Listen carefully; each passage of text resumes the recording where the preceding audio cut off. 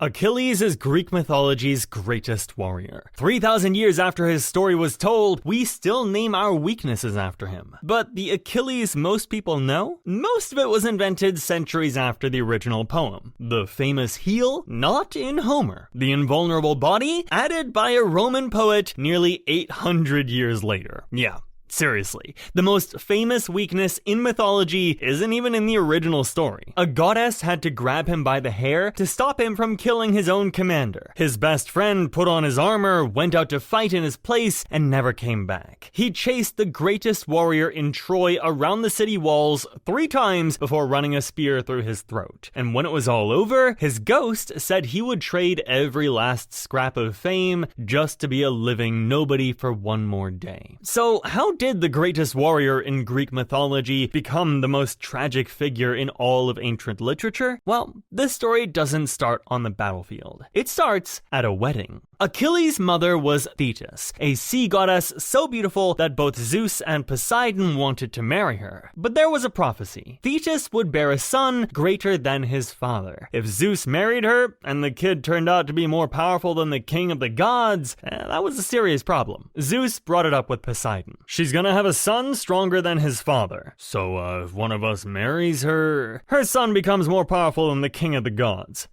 That's a problem. For us, yes. Not for some mortal king in Thessaly. Find her immortal. They married Thetis to a mortal hero named Peleus. Great warrior, but mortal. And Thetis never forgave the downgrade. At their wedding, an uninvited goddess tossed a golden apple into the crowd. That single act started a chain of events that led to the Trojan War. The war that would kill Achilles was born at his own parents' wedding. Thetis knew her son had 2 possible fates: a long, quiet life where nobody remembered his name, or a short, brilliant one that would echo forever. Glory or longevity? Pick one. Now, the version you've probably heard says Thetis dipped baby Achilles into the river Styx, holding him by the heel, making him invulnerable everywhere except that one spot. Great story. But that was written by a Roman poet named Statius nearly 800 years after Homer. In the original poem, Achilles has no magic protection. He bleeds, he gets hurt, he's mortal. Remember that, because it changes the ending. Peleus sent the boy to be raised by Chiron, a wise centaur on Mount Pelion,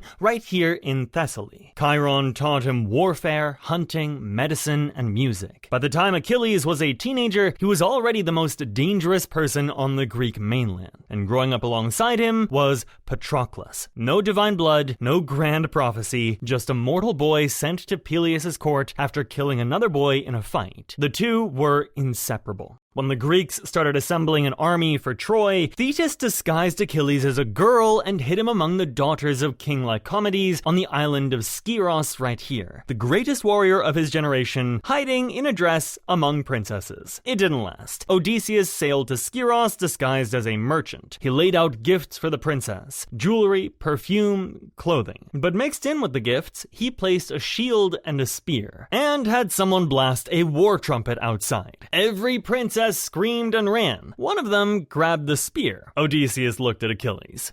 Found you. Was it the spear that gave me away? It was the war cry. When do we sail? He'd already chosen between his 2 fates. If he was going to die young, the whole world was going to know his name. The fleet gathered at Aulis right here on the coast. Agamemnon, the Greek commander, had to sacrifice his own daughter Iphigenia just to get the winds to blow. The fleet sailed, and for 9 years, the Greeks camped outside the walls of Troy right here on the coast of modern-day Turkey. Achilles spent those years raiding allied cities and building a legend. He took a woman named Briseis as his war prize. 9 years, and Troy still stood. In the 10th year, everything fell apart. Not because of an army, because of an ally. Agamemnon had his own war prize, a girl named Chryseis. Her father was a priest of Apollo. When Agamemnon refused to give her back, Apollo sent a plague through the camp. Soldiers started dying. Achilles forced Agamemnon to return the girl, and Agamemnon's response response was to turn around and take Briseis from Achilles. I'll return the girl, but I'm taking Briseis. My prize? I won her, and I'm the commander, so she's mine. You don't fight, you don't bleed, you just take. Keep talking, Achilles. See what happens. Achilles nearly killed him right there. Athena had to grab him by the hair to stop it. Instead, he did something worse. He pulled the Myrmidons out of the war entirely and asked his mother to make sure the Greeks lost without him.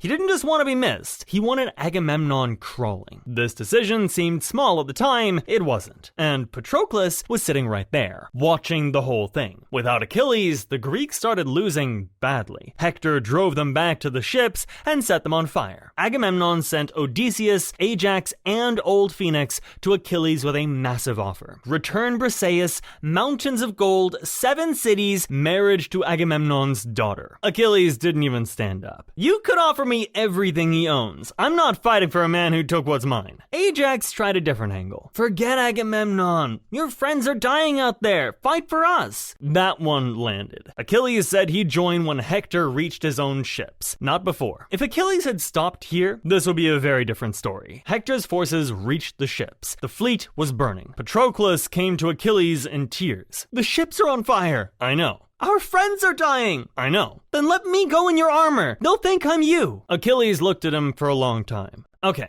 go. Push them back from the ships, but do not go near the walls of Troy. Come back, yeah? I will. As Patroclus walked out, Achilles prayed to Zeus. 2 requests. Let Patroclus drive the Trojans back, and let him come home safe. Zeus granted the first prayer, he denied the second. Patroclus led the Myrmidons into battle. The Trojans panicked. He killed dozens, including Sarpedon, the son of Zeus himself, and he did the one thing Achilles told him not to do. He charged all the way to the walls of Troy. Apollo struck him from behind, knocked the helmet off his head, the armor from his body. A Trojan named Euphorbus speared him in the back, and Hector delivered the killing blow. It took a god, a soldier, and a prince to bring down one man pretending to be Achilles. That's how dangerous the real one was. Patroclus looked up at Hector with his last breath. You're only the 3rd to kill me, and you won't last long either. When the news reached Achilles, he screamed so loudly that Thetis heard it at the bottom of the sea. He clawed at his own face. The soldiers had to hold him down because they were afraid he would take his own life. Grief turned to rage, and Achilles' rage was the most dangerous force in the ancient world. Thetis went to Hephaestus, the god of the forge. What he created was the most famous object in Greek literature, the shield of Achilles. On its face, he carved the earth, the sea, the sky. 2 cities, one at peace, one at war. Farmers plowing, young people dancing, the entire human world on a single shield. Everything Achilles was about to give up. He put on the armor and went hunting for Hector. What followed was not a battle. It was a slaughter. He killed so many Trojans in the river Scamander that the river god himself rose up to stop him. He took 12 young Trojans alive, not as prisoners, as human sacrifices for Patroclus's funeral pyre. So, what happens when you've killed Achilles' best friend and you're wearing his stolen armor? Every Trojan fled behind the wall. Every single one except Hector. His father Priam called down from above. Come inside, Hector, please! I killed his friend.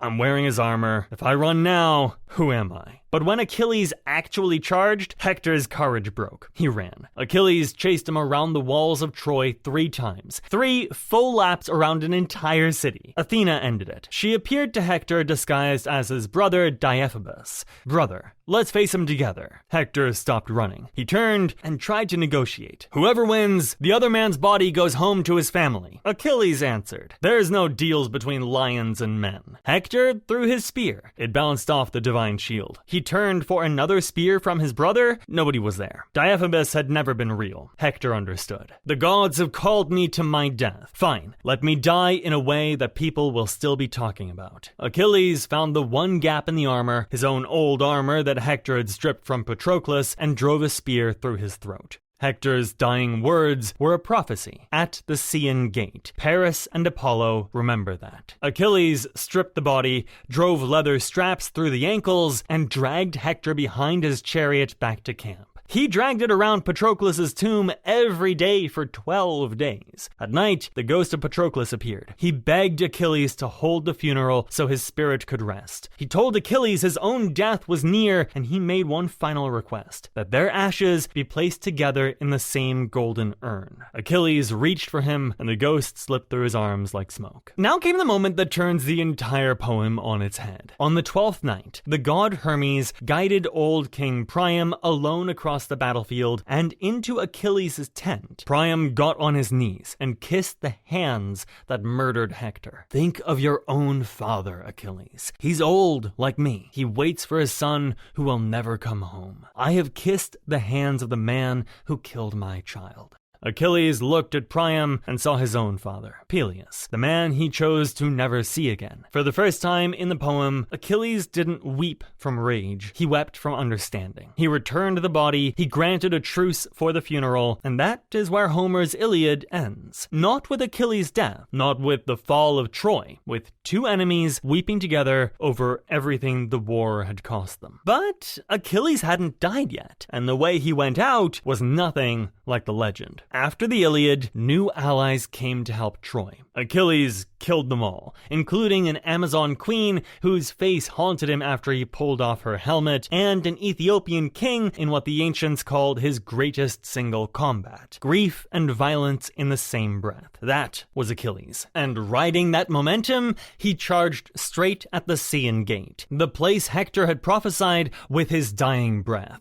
Paris, the prince who started the whole war by stealing Helen, drew his bow. Apollo guided the arrow. In the version most people know, the arrow hit his heel, the one unprotected spot from the sticks. But that was written almost 800 years after Homer. Homer's Achilles has no magical weak point. He's mortal. The heel is a story people invented to explain how someone that dominant could fall to Paris of all people. The real answer is simpler. He was human, and he'd chosen this ending before he could grow a beard. After he died, the Greeks mourned him for 17 days. His bones were mixed with Patroclus's in a golden urn, together in death the way they were in life. His divine armor was offered to the best remaining Greek. Ajax, who carried the body off the battlefield, believed it was rightfully his. Odysseus argued his case and won. Ajax went mad with shame and killed himself. Even after Achilles was gone, his story kept destroying people. But the most devastating moment comes later, in the Odyssey. Odysseus travels to the land of the dead and finds Achilles' ghost. He tries to comfort him. "You're a king down here, Achilles. Your name will live forever." Achilles cut him off. "I would rather be a living slave, working some poor man's fields, than rule over every dead soul who ever lived." He got exactly what he chose. Eternal fame, immortal glory. The most remembered name in 3,000 years of storytelling. And from the other side of death, he would give all of it back for one more ordinary day of being alive and being nobody. The story of Achilles is nearly 3,000 years old. It still teaches the same lesson it taught on the very first day. The thing you're willing to die for might not be worth dying for. Achilles found out. He just found out too late. If you'd rather listen than watch, whether you're cooking, driving, working, gaming, or falling asleep, we're on Spotify too. Links in the description.